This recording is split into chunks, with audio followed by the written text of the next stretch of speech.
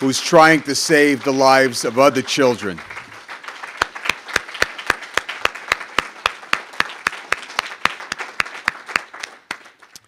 Okay, now we have, I know you're kind of tired, you've eaten. I hope you have a few more minutes to listen to our in-house Sergeant at Arms and comedian, court jester. I'm sure I'm going to be pilloried here. So I'd like to introduce to you Dr. Lloyd Ross, our United States Director.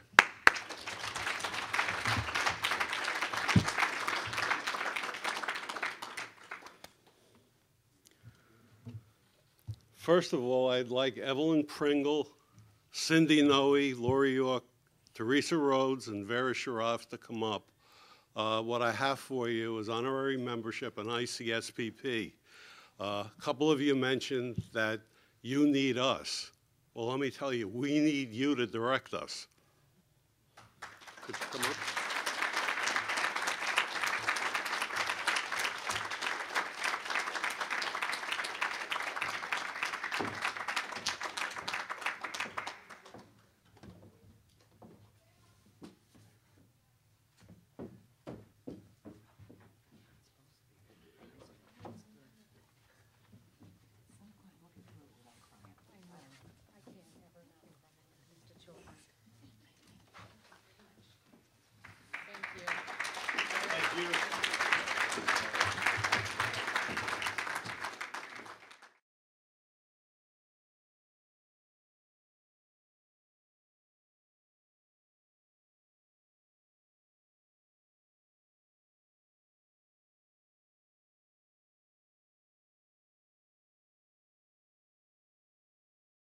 She serves as well on the Mental Health Commission. Having been a long-term business owner and parent, Cindy knew that what happened in D.C. and the Indiana State House greatly impacted both. That was the core of her interest in public policy. She was the first Lugar Series graduate to be elected to the Indiana House of Representatives. She's a member of Grace Community Church, lives in Indianapolis with her husband of 38 years, and they are the parents of 2 adult children and have 13 grandchildren.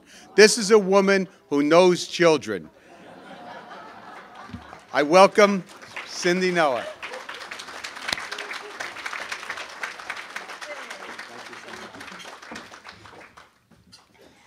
I tell you, my husband and I have commented that 13 grandchildren from 2 children, that is the best rate of return I have ever gotten on anything in my life. Oh, let's see. Dr. Efferman, Dr. Riccio, wherever you've gone. Oh, there you are.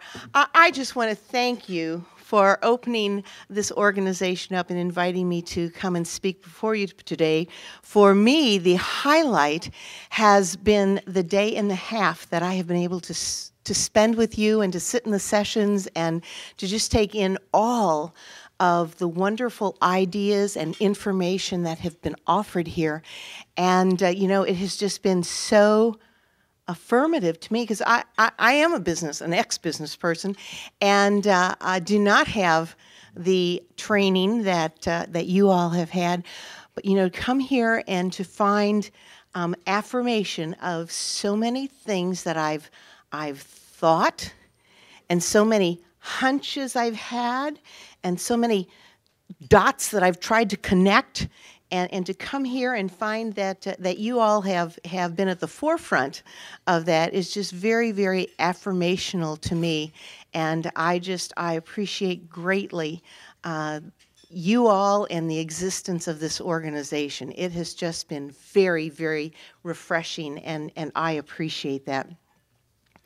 As Dominic said, I am a legislator. I am not a mental health professional. I don't have all of those letters behind my name as you all do. And I owned a business for 30 years. And I never ever gave mental health much thought. I mean, every once in a while I would question my own, but then get a good night's sleep and move on. And but then the day came, and the speaker asked me to serve on Indiana's Mental Health Commission. And I reminded him that I was a business owner and that I didn't know if I'd be a good fit for that. Well, he assured me that my common sense business background would serve me quite well. So it was with that perspective that I entered the realm of mental health. And I'll have to tell you, I was greatly dismayed by the broken system. You know, a system that was broken because of turf battles, and a system that was broken that could no longer deliver anything of excellence. A system that was so broken that there were people that had spent years in that system trying to fix it. They had failed and now just sort of found themselves plodding along, trying to work their way through this system that was profoundly broken. But I'll tell you, it was not until the Indiana legislature passed a 190-page bill into which these 2.5 pages were amended in the bottom of the 9th of our session. 2.5 pages about the Children's Social, Emotional, and Behavioral Health Plan. That caught my attention, because that plan calls for the routine mental health screening of children in schools. It calls for the delivery of mental health services to children from birth to 22 years of age and their families, amongst other things. And it was really, it was at that point that the seriousness of what was to come really focused for me. And my research back then, as well as my research for getting ready for this paper, just really brought into light very disturbing, if not outright damning, patterns. And I'm gonna stick real close to my notes. I usually tend to wing it more, but I've got some statistics in here and some things that I have really tried to portray truth, and I don't want to flub it up by just not quoting what I have in here. So I'm gonna stick sort of close. You will note that just in the past year, because you all are very involved in this issue, I couldn't have given this speech a year ago, because there has been so much new information that has come out just in this past year. And it has emerged as a surprising number of sources that have shed light on a very complex network that has shaken the medical practice from its scientific foundation. The savviest players on today's mental health medical model industry combine the coercive power of government with compromised research to dictate terms of an unequal exchange between patient and provider. And I see a lot of heads nodding. I see a lot of heads nodding.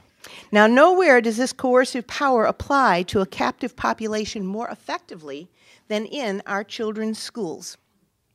Parents who try to intervene to protect their children's rights to informed treatment find themselves under personal attack.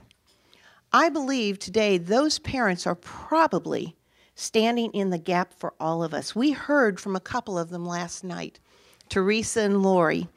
And there are other parents of Rebecca Riley, diagnosed when she was 2 years old with bipolar, as we've heard, and died at 4. And those were parents on the front line and are still on the front line today. And yet this medical model industry responds like this. In referring to this tragedy, Dr. Jennifer Harris, a clinical instructor at Harvard, stated to the Boston Globe, quote, "I think the clinical practice got ahead of the science." That is her response to this tragedy. Even the promoters of aggressive clinical practices for children admitted to the limits of their knowledge. Dr. Janet Woznoski, the director of pediatric bipolar program at Massachusetts General, says, diagnosing and treating preschooler children is what I would call uncharted waters. Now, so, you know, what are we dealing with here?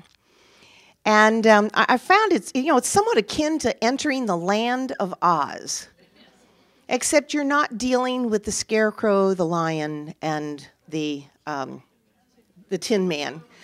But I think of it more as who is behind that curtain, sitting there, jiggling all of the paraphernalia to control Oz.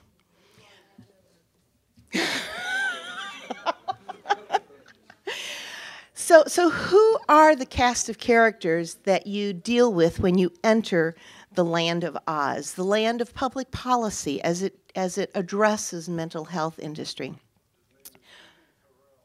That would be one of the players. I've got them in categories, though. I would contend we have the conflict of interest culprits, the doers of political corruption, the silencers and manipulators of research, and the fraud committers.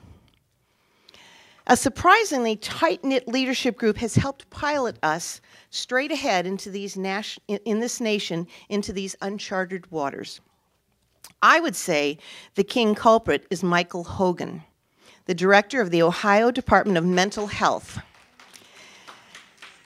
Now I'm going to wait till you stop clapping because I want you to hear this next thing. During his watch as the director of the Ohio Department of Mental Health, 700 infants and toddlers were prescribed mental health medications through Medicaid during 2005. 700 infants and toddlers. Many of these children were prescribed antihistamines, as hydroxyzine, known for its sedative effects, but over 100 were issued stronger anti-anxiety, antidepressant, or antipsychotic drugs such as Prozac and Valium. In addition to the infants and toddlers, we had almost 40,000 children who received psychotropic medications through Ohio's Medicaid program, and it cost over $65 million per year. Now, this fits much into his pattern of broken brain because you're poor. He had another category he went after. It's called broken brain because you're a foster child. Now, this hits near and dear to me, because I'll tell you the reason I do this, be a legislator, I can tell you in 13 words. It's Hope, Isabella, Kristen, Leah, William, Quadir, Rufus, Gerald, Cassidy, Claire, Elizabeth, Christian, and Eli. Those are my 13 grandkids. Now, 8 of them are grandkids by birth. 5 of them came through the foster care system and have since been adopted into our family. When they came, they each came with their little